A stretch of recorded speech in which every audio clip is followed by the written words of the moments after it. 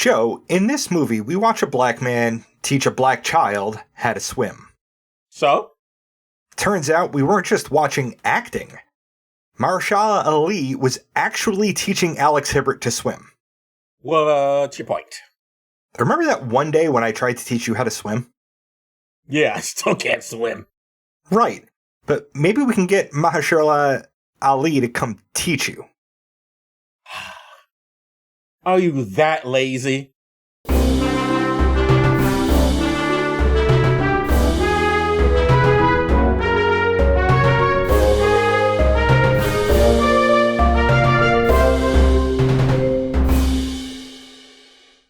Welcome to Does This Still Work? The podcast that looks at movies and asks, does this still work? I'm Joe Dixon. And I'm George Romaka, and today we're discussing Moonlight from 2016 and some historical context. First, podcasty stuff. We're excited to announce that we've joined the Creator Accountability Network. CAN is a nonprofit dedicated to reducing harassment and abuse through ethical education and a system of restorative accountability. We joined because we care about the safety and well-being of our community members.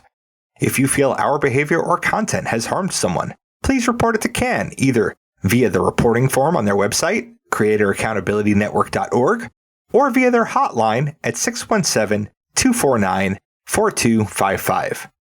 They'll help us make it right and avoid repeating that mistake in the future. CAN also needs volunteers from our communities to help with their work, so if you have skills you think would be helpful, or time and a desire to help, please visit their website to find out how you can volunteer.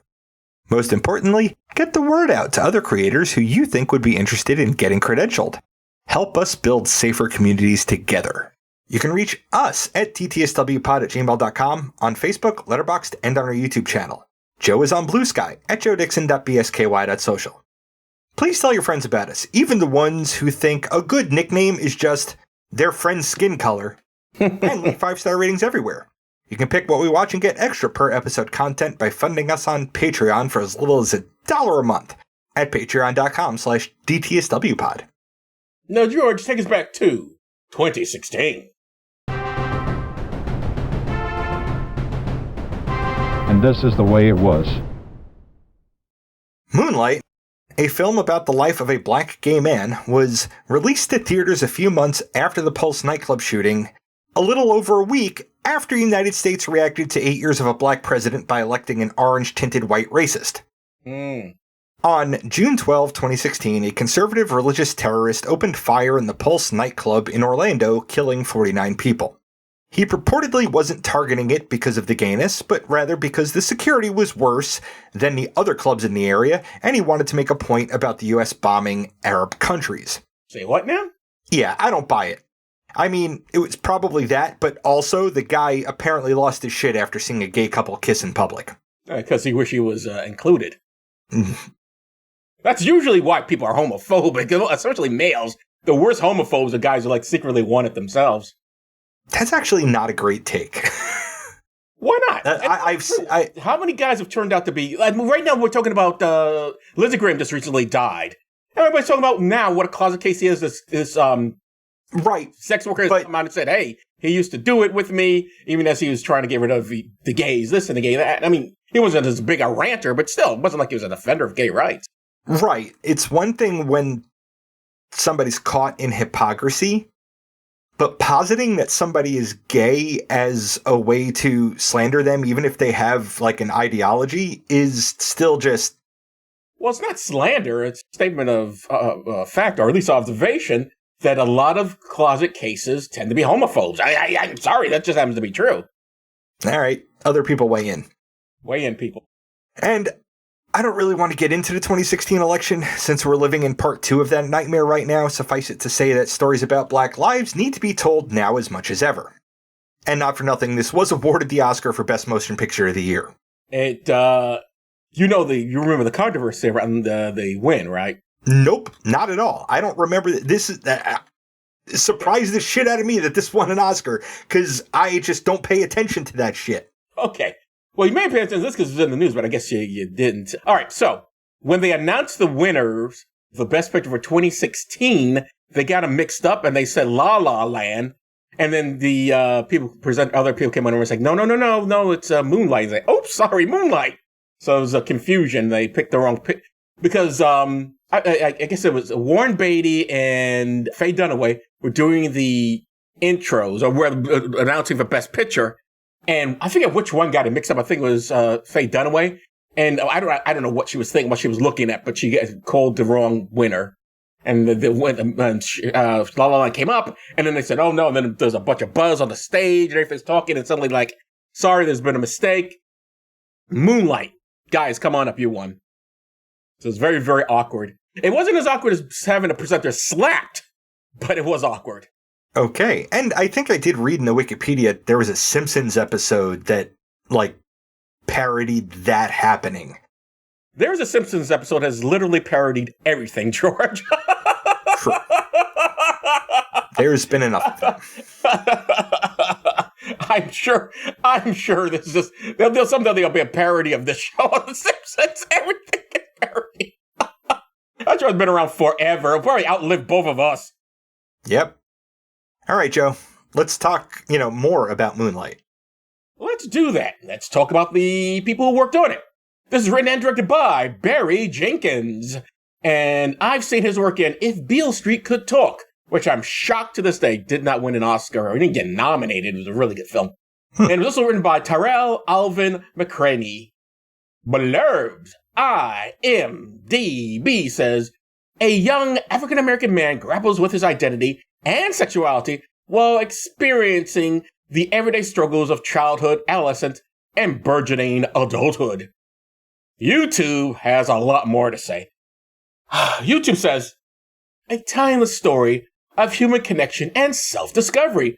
Moonlight chronicles the life of a young black man from a childhood to adulthood as he struggles to find his place in the world while growing up in a rough neighborhood of Miami. Once a vital portrait of contemporary African-American life and an intensely personal and poetic meditation on identity, family, friendship, and love, Moonlight is a groundbreaking piece of cinema that reverberates with deep compassion and universal truths, anchored by extraordinary performances from a tremendous ensemble cast.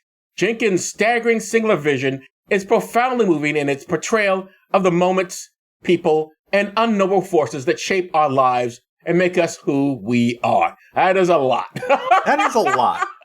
I don't necessarily disagree with any of it. No, but I mean, come on. What the hell, man? You're talking about the movie. That's like, what are we getting all this other stuff for? And I can't excuse like back of the VHS because this was 2016.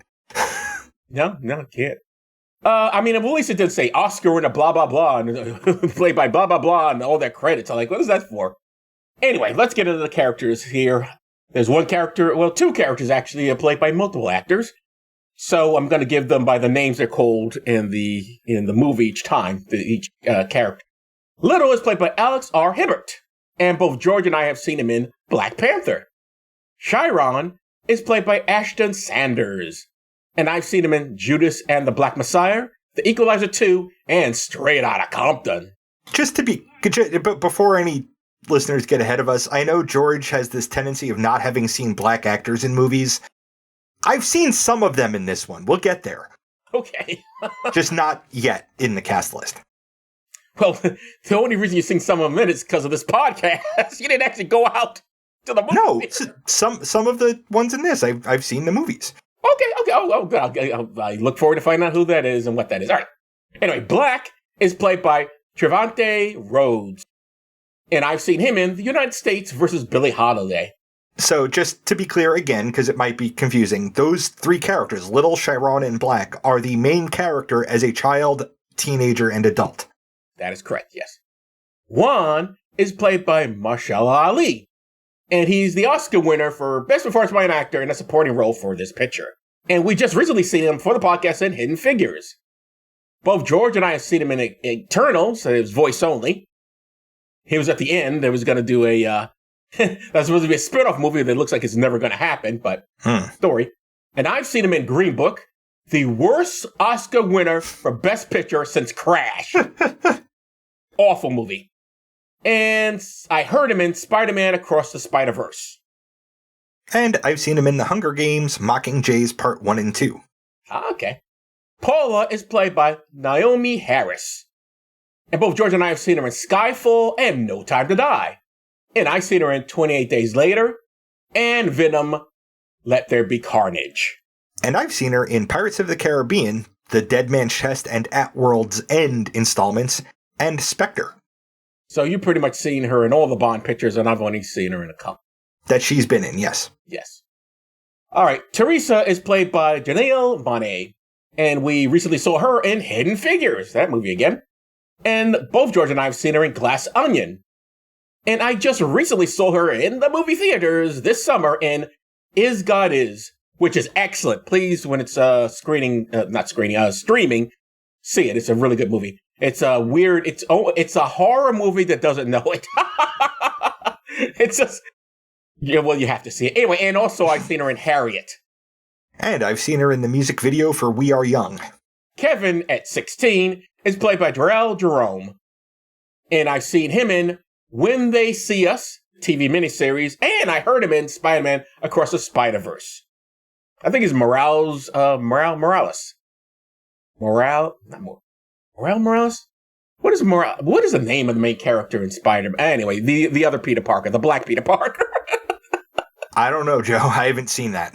There are two Spider-Man universes. There's the Spider-Man universe of Peter Parker, that's live action. Then there's the animated Peter Parker, where that Peter Parker is Black Hispanic. His mother is Black and his dad is Hispanic, or vice versa, I forget. Okay. And adult Kevin is played by Andre Holland. And we recently seen him for the podcast in Selma. And I've seen him in 42 and Bones and All. Very, very bad movie. It's amazing that Bones and All did not turn me off to any other movie made by Call Me By My Name Child, because that movie's really bad. And he's also in the Ping Pong movie, whatever that's. The one that's supposedly supposed to be so handsome, though he looks like he's just so skinny. I don't know if girls really find him attractive. Supposedly he's supposed to be a sexy star or something, and I don't see it. He's a good actor. You have no idea. Okay, Joe. The people listening remembers the name. George doesn't know anything. It's I'm gonna just throw things out at him. He's just like, he'll just stare at me. Anyway, Let's get into the plot. This movie is broken up into 3 parts. That means our protagonist is played by 3 different actors. Mention. When we first meet Sharon, he's called Little, and he's being chased by bigger boys. He hides at a crack house where he's found by Juan, a drug dealer with a heart of gold. That's not me being sarcastic. Despite what he does to make money, Juan is a sweetheart and takes Little under his wing. He even takes the boy home to meet his girlfriend, Teresa, and teaches Little to swim, as we mentioned in the cold opener. Mm-hmm. But here's the thing. Which yes, we mentioned it in the cold open. That it was in the IMDb trivia. He was the actor was teaching the actor how to swim. Literally. And not for nothing, I didn't learn by somebody teaching me, but the way he was swimming was how I first learned how to swim also, with my head out of the water, which I found out later is a terribly exhausting way to swim. Mm. Do you think, and then we'll get back to the summary, it's better to... I'm planning to move overseas, and a lot of places I'm looking at tend to have pools in their buildings, and I like getting in a pool. It's very comforting, especially when it's really hot out, especially at night. Wonderful. Did it in Florida, loved it. Should I still learn how to swim, or do you think it's okay if I'm in a pool, especially a pool in most apartment buildings? If it doesn't have a deep end, you're probably okay, but, I recommend learning how to swim anyway. It's not a bad skill to have, and it's another way to exercise that is way less stressful on any of your joints. Yep, something I definitely need as I get older. All right, but here's the thing. Let's get back to the summer here. But here's the thing. Little's mom, Paula, is a drug addict, and Juan is her dealer. He catches her smoking crack and berates her for it one day. But he really has no defense for himself when she points out his drug-dealing hypocrisy. Uh-huh. Because Paula is a druggie, she sucks at parenting. Little, whose actual name is Sharon, as we mentioned, hates her. For good reason, she sucks. She also seems to think her son is gay. I mean, he is gay, but how she and everyone else knows that is beyond me. Sharon even asked Juan and Teresa, I'm quoting the movie, what a faggot is. In the YouTube version we saw for this podcast, that word is cut out, but that's what he's asking. Juan is not only kind, he's woke. He tells the boy that the F word is a slur that is bullshit because there's nothing wrong with being gay. Sharon then asks if his mother does drugs and does Juan sell them to her. The answer is yes to both those things. That scene ends with Juan hanging his head in shame while Sharon just walks away. That's the end of part 1. Part 2 is called Sharon, where Little is now a teenager and no longer little. He's tall and lanky. He has now adopted Teresa as his substitute mom. She is now alone as Juan, somewhere along this timeline, has died. She gives money to Sharon that Paula steals from him to feed her addiction. And from what we can gather, like, the last time we see Sharon and Juan interacting, like, Sharon is disappointed in Juan. But their relationship continues past that until Juan dies. Because Teresa's like, man, you two were thick as thieves. Like, you know. I didn't mention him before, but Sharon has a childhood friend that he's still pals with. His name is Kevin. Kevin is better at hiding it, but he's also into dudes and is totally into Sharon. And one day they kiss, and Kevin gives Sharon a hand job. It's a really... It was a blow job, but apparently it's a hand job. It's a hand job, and he kind of prematurely finishes. But it's a very intimate scene, like on the beach at night.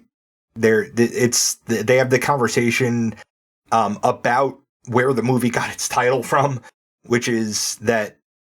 Well, actually, no. That conversation was Juan and Little on the beach, and Juan tells Little that, you know, when he was growing up in Cuba, his grandmother told him that black boys in the moonlight look blue, and his nickname was Blue, and that's in a conversation about, like, growing into who you want to be, so he stopped being Blue and started growing into who Juan was, to imply that Little should grow out of being Little and start becoming Sharon. Sadly, the good times don't last, as one of Sharon's bullies pressures Kevin into fighting Sharon. Actually, it's not really a fight, as Sharon doesn't defend himself. He just lets Kevin keep hitting him. The next day, the bully that set this all off gets smashed over the head with a chair by Sharon, which prompts Sharon to be carted off to juvie. That ends part 2. Part 3 is called Black, which was a nickname Kevin had for Sharon. Very imaginative. Hey, you're a color. I'll use that. Well, I suspect, I mean, it doesn't really explain why he calls him Black, just as that's a nickname I have for you. But I think, number one, he has dark skin. I think that's part of the reason he calls him Black. I got the impression it was somewhat of an ethnic thing. It was supposed to be meant as a compliment. Strong black. That's the way I took it. I have no idea what Kevin meant. Black Sharon, in the sense of how I like my coffee and men, yes. Yes. Sharon is now a very muscular adult who deals drugs. Mm-hmm. His mother has now cleaned up and wants to be a mother again. Or at least she wants him to know she is sorry for being so bad at parenting and that she loves him. Because they have this nice little conversation as he goes visit her in rehab. I should probably set this up better. She's constantly calling him. And eventually finally decides to go see her. After Kevin also calls. So all these memories suddenly flood him and he's like, all right, I'll go see my mom. And that's what she says. You know, I know I was a bad mother and I'm really sorry, but I did love you. Even though I was really bad at it. And then he's thinking about this call. Kevin had called him and goes, you know what the hell, I'm going to drive down to Miami and see Kevin. So Kevin, that's what he does. Sharon then drives to where Kevin is working as a cook. This happens after Kevin called, like I said, him out of nowhere to invite Sharon to see him. The two see each other for the first time in a decade, but nothing has changed. They are both into each other. The movie ends with them cuddling on Kevin's couch. The end. George, as always, I left out a lot. Is there anything you would like to add? Just a little more on the mom. The mom is working in the rehab facility that she attended as a patient, and they said, like, you can keep working, like, you can stay here as long as you're working here. So she's getting, like, room, board, and food for working at the rehab center, which works out for her. Yes. And the scene where Sharon goes to Kevin's diner and like is really tense in ways.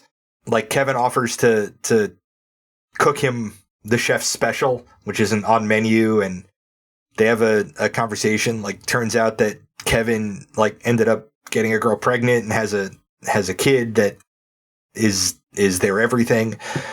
But him and the woman aren't together anymore. And then he's like, "So, Sharon, what are you doing for a living?" And he's like, "Yeah, I'm dealing drugs." And Kevin's like, "Oh, that sucks," but not that obviously. And then when they go back to Kevin's place, like, Sharon's like, "I haven't been intimate with anybody since that time on the beach."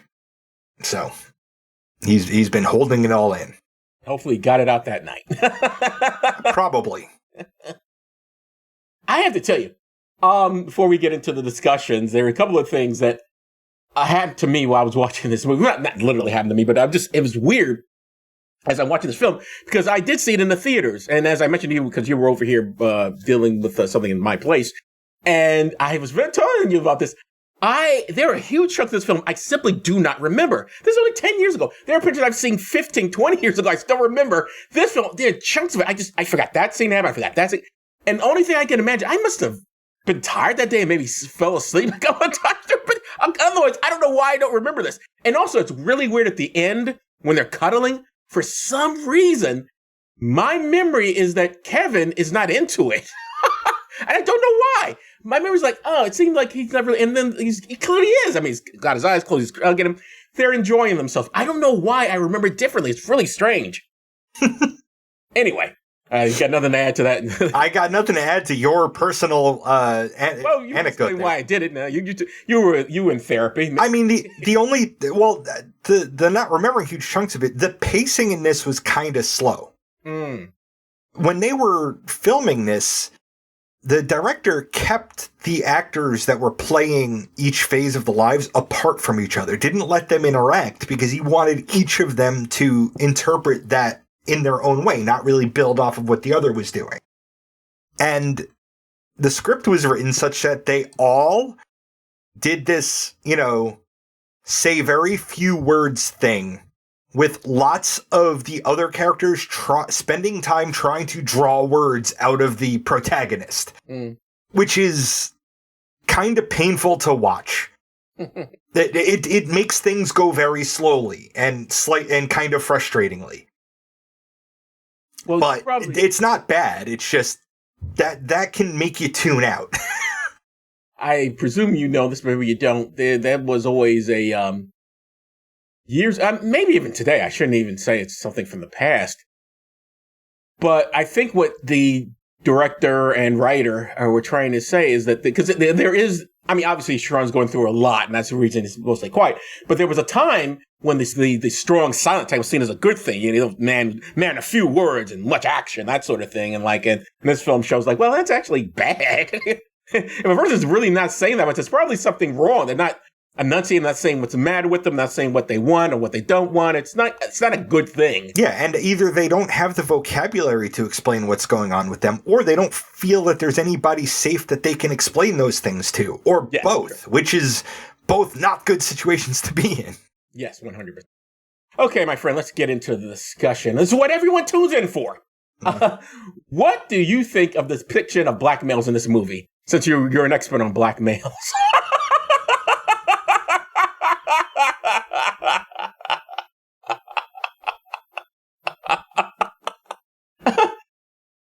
Well, you do a podcast with one. I did a podcast with one. I had a boyfriend that was black. Yes, so I am. To a few on your ship.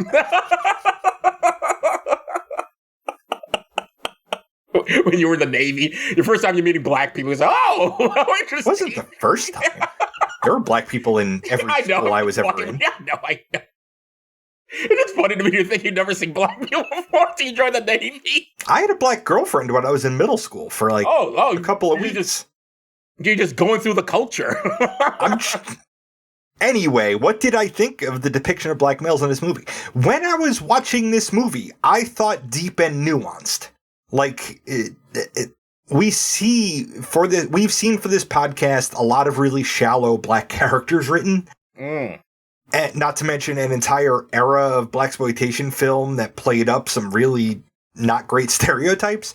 This was a very nuanced depiction because, oh my God, lives are not black and white, no pun intended. Like, there's a lot of variation and everything's a spectrum, and there's a lot of nuance to life, and I think this did a good job of capturing that. Yeah, I would agree. I think it is which, obviously very much on purpose. Like, in particular, Juan, right? You usually see if a character is dealing drugs, they are categorically a bad guy. Absolutely. Not in this movie. In a way, and I don't mean this in a bad way when I say the heart of gold, but it did remind me of movies where there's this woman who's a prostitute, but she's so sweet and so understanding and so just so in it beyond just being paid to have sex, which is inaccurate. But in this case, this relationship makes more sense because there is no financial incentive of any sort here. It's just like this kid, I see this kid, he's obviously hurting. And probably he's probably wanted to be a dad and just never happened for him. I mean, that would be the subtext I would get from all of that. And of course, he's with Teresa, who's also very happy to help him. So it's almost like what it sounds like to me with you and your bonus kid. Yeah. When Sharon becomes more like Juan, his drug dealing surrogate dad, is this an act he's putting on, or is this who he is now? He went to juvie, and then he went to prison. For hitting the kid in the chair, yeah. With the chair. Well, I don't know that he went to prison for hitting the kid with the chair. He definitely went to juvie for that. But he mentions that when he was in prison, he met this guy who took him under his wing, and that's why he's dealing drugs. I don't think it's either an act or who he is. Just like I don't think a drug dealer was who Juan was. Drug dealer was what Juan did for a living. And I think in this, drug dealer was what Sharon did for a living as an adult. I don't think he really knew who he was yet. He was still, and to a large extent, none of us fucking know who the hell we are. We're always in a constant state of figuring out who we are and trying to become somebody. And so I think that he was a drug dealer then. He didn't have to keep doing that as a job. I mean, I think, not so much Sharon, but I think in general we are, no, even with Sharon, we're different people we're different with different people and different relationships and different, like I'm different with you that I just, this weekend I was over, my sister's in town, I was hanging out with her and my aunt because the birthdays are close together and they celebrate a birthday together. And I'm different with them than I am with you. And I'm sure you're different with me than you are with Kid. I mean, we're different people with different people. I mean, you're a different person at work than you are on this podcast. We can't help it. That's the way life is. It'd be very strange if you were consistently the same person everywhere. No one is that. That would be weird. Mm-hmm. All right. So what do you think of Sharon's relationship with his mother? Sharon's relationship with his mother was based on what the writer and the director was also a writer, but the other writer, they both wrote this relationship based on their experience with their mothers, because they both had drug addicted mothers. So I think if there's anything that's hyper realistic in this movie, it would be that relationship, because you had two people drawing from their experience to put it in there. Did you see anything in it that reminded you anything of your own experience with your mother? Or just very alien, very, very... I didn't... I mean, your mother wasn't a drug addict, obviously. No, but... and I didn't clock it as such, but I can. Drug addiction puts you out of your mind. And my mother was out of her mind.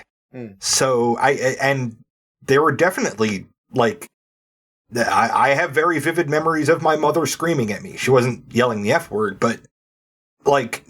unhinged screaming, coming back and my room was trashed because she thought I had drugs in there. I didn't smoke weed until my 40s.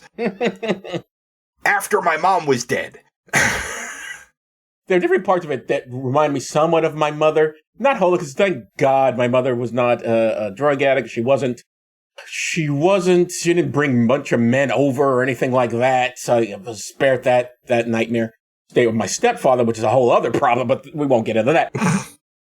The thing that probably reminded me most of my own mother, this character, is that my mother, I think, was at times was jealous of my grandmother, because we would sometimes call our grandmother mommy, and I don't think my mother liked that, really. it annoyed her somewhat, but she never actually she never expressed it openly. But just looking back on it are things I can remember, like, oh, she did not like that. But the funny thing is, like, she had less of an argument there than this mother did. This mother was jealous of her son's relationship with Teresa, and she made a point, like, you owe me your loyalty because we are blood. Yeah. So your mom being jealous of her blood relation because her blood relation is also taking care of you is like a step even further weird. It is what it is. Yeah, I mean, I've never been a parent, but I guess it can be, difficult when your child is bonding with someone else. Although, honestly, in the case of this character in this movie, what did she expect to happen? I mean, come on. But then you're right, she's out of her mind, so she's not really thinking about it. Because otherwise, yeah, of course this kid's going to bond. He wants a mother, and you're not acting like one to him. What did you expect? It is interesting that the film never shows them confronting each other, which I think would have been interesting. It may have been maybe too melodramatic, but it would have been interesting to see what the two women had to say to each other. They don't have any scenes together at all, and you would think nope. Teresa and, Paula would have at least one. By the way, am I wrong? When we first see Paula, the drug-addicted mom, is she a nurse? Because she seemed to be wearing a smock that I took to be like something you wear at a nurse's station. Yeah, it looked like she was home from work. Yeah. Maybe. I don't know what she did for a living at that point. Yeah, but at some point she did have a living. Yes, she did make a living, and because there wasn't a Teresa yet giving the son money in order to get money to do drugs with. So she was making her own money to get drugs with. So I assume her backstory is that she probably got addicted when she was during her nursing job. Maybe something happened, or she had access to it, and whatever. But we don't really know. We can only fill that in. Okay, last question for you, George. Juan tells young Sharon that in Moonlight, black boys look blue. How does this metaphor track across the 3 chapters as Sharon tries to figure out who he is? I think it's a good lesson in context. In Moonlight, so Juan tells Sharon at some point, like, there are black people everywhere. We were the first ones on this planet. First humans on this planet. And he's not wrong.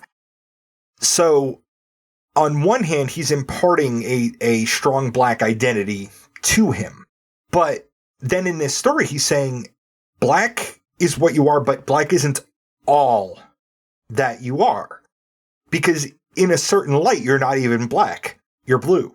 So, being in a certain light is being in a different context.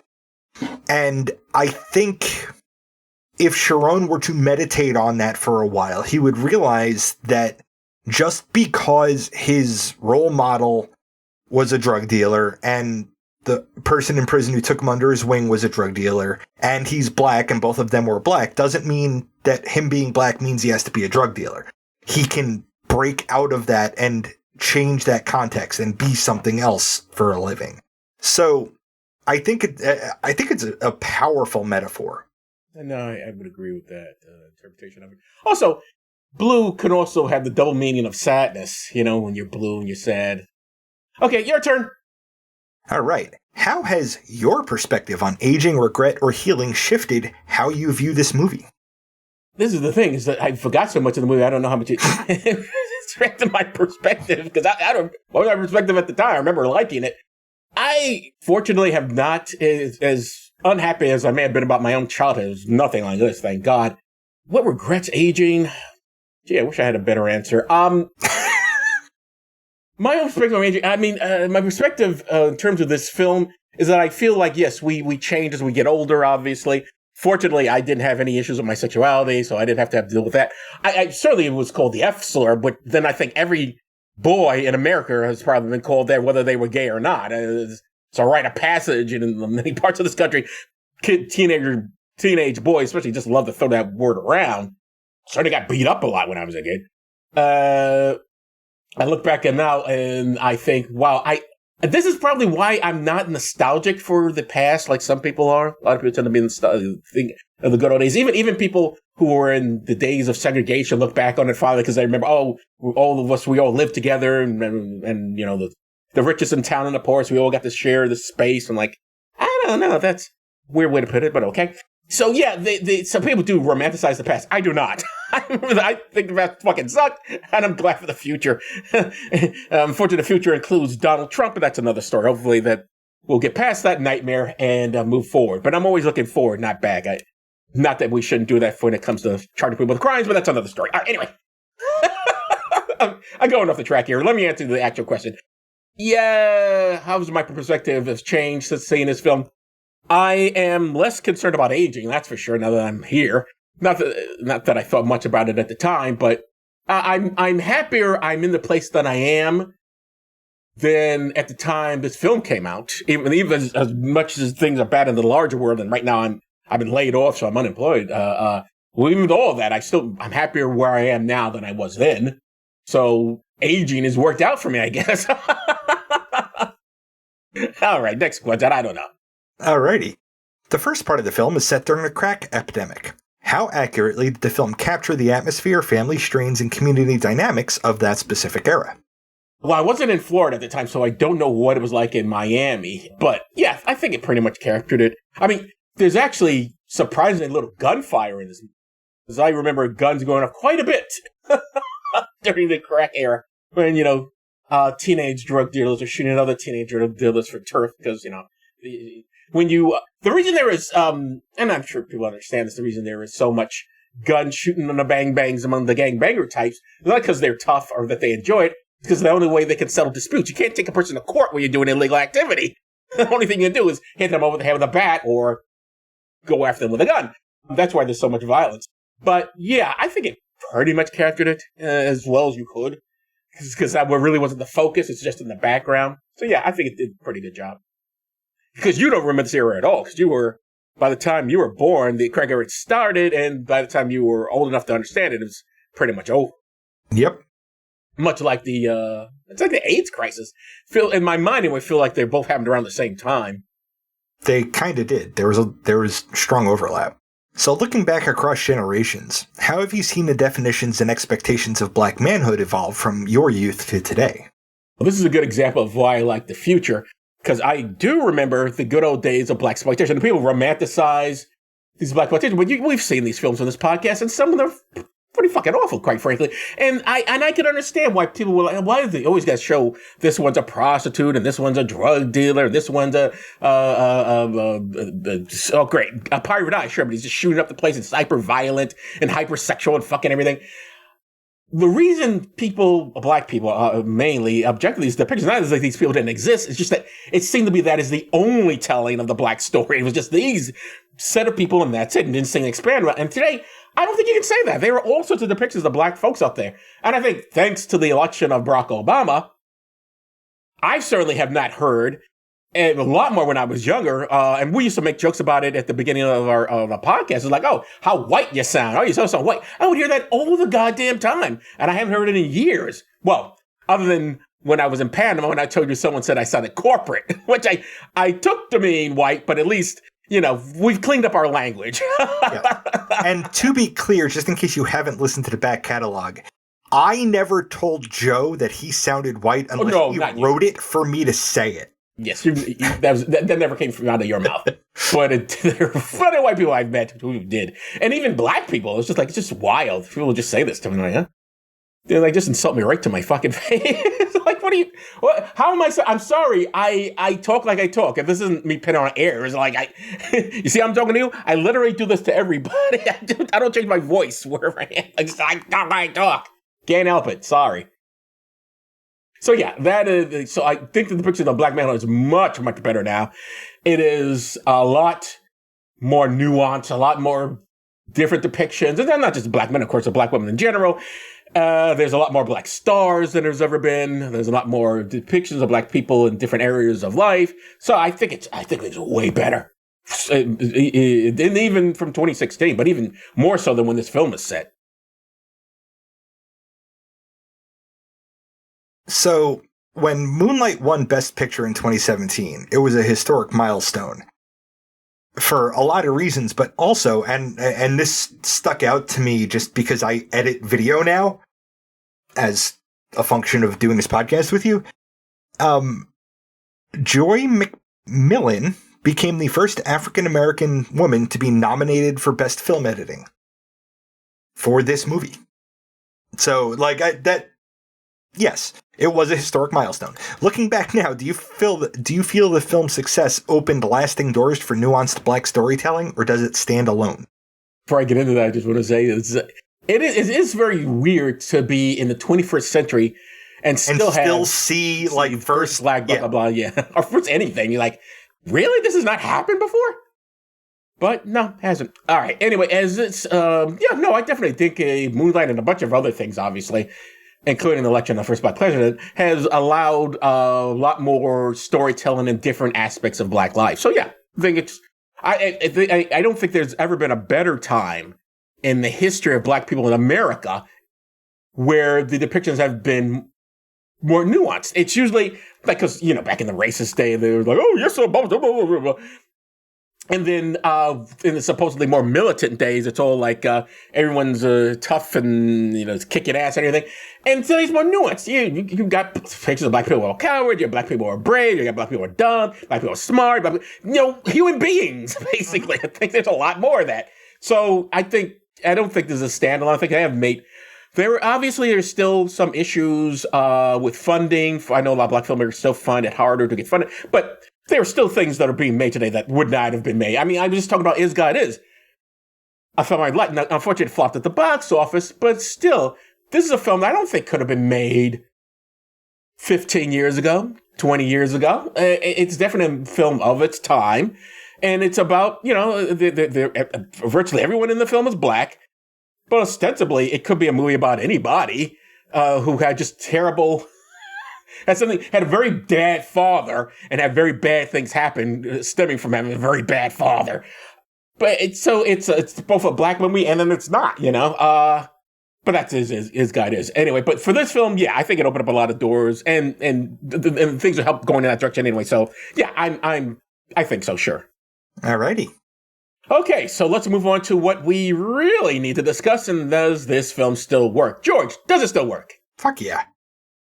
Yeah, the only critique I have of it is the pacing is slow, and I get bored easily with the silent character when everybody else is just trying to get him to fucking talk. But it works in the context of this story, and the story makes sense, and I think it was deep, nuanced, and needed to be told. I think it was a really good movie, and I can absolutely see why it won Best Picture. This reminds me, it's ironic that we're talking about trying to get a person to talk. So that's one of the problems that we had with you at the beginning of when we first started this podcast, is getting you to talk some more. I'm like, I'm doing all the talking. This is both our shows. You need to talk more, George. And you go like, I'm just used to just saying what I got to say, and then I'm like, well, yeah, but this is a podcast now. You gotta keep going here. You can't have dead silence. People don't like it. Yeah, I obviously also think it still works. Sorry if it wasn't obvious. I'm saying it now. Yes, it still works. It's a very good, solid film. I do agree with you with the pacing.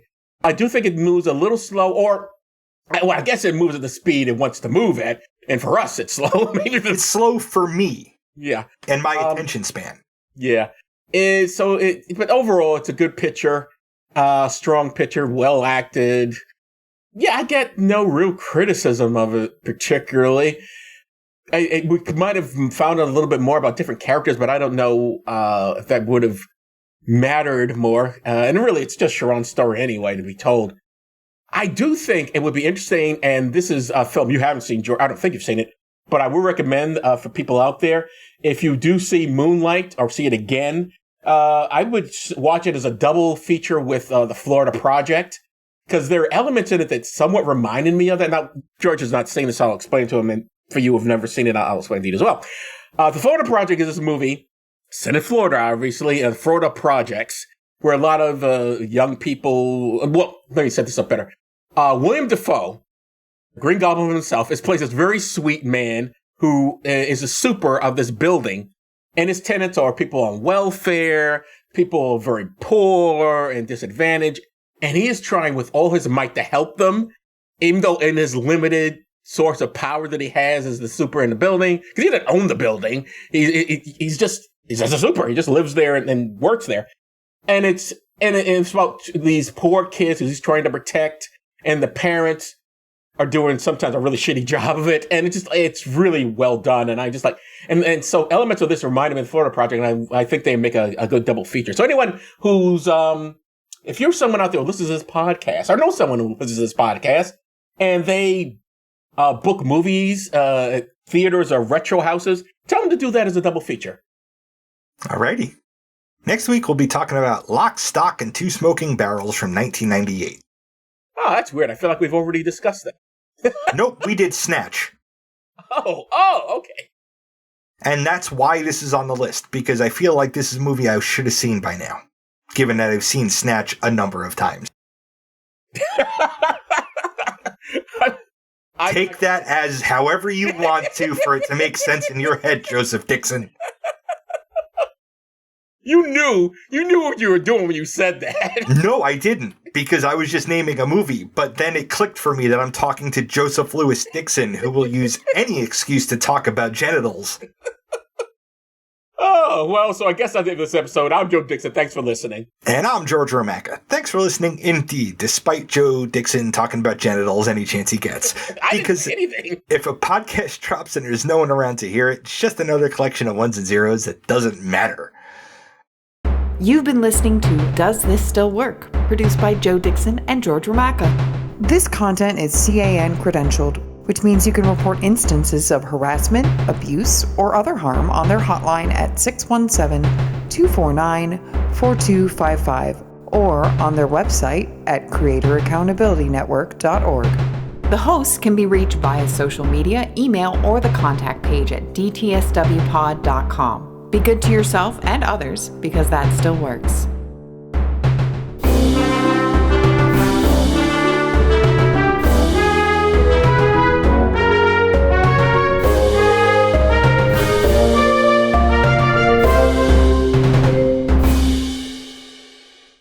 You know, actually, that's a weird thing for me to say, considering you don't owe me to teach. I swear it's like your obligation. But that's the joke. Child, I'm an adult, so that's the joke. I didn't understand it. I need to explain it. Hey, everybody, look, we're matching. We're matching colors today because we're talking about a gay couple. So I figured I should. All right, start the show. From No Stupid Questions. Is it ethical to say that I'm an alcoholic when I'm not? From Stupid Questions. What do parents of babies with unnicknameable names call them? From Random Questions. When you were a kid, were you afraid of quicksand? So, from No Stupid Questions. If someone calls the cops on me, do I have to wait for the cops? From Stupid Questions, which I don't think is necessarily a stupid question. Are kittens or puppies from the same litter basically all twins? And finally, from Random Questions. What is something that everyone seems to love but you just don't get?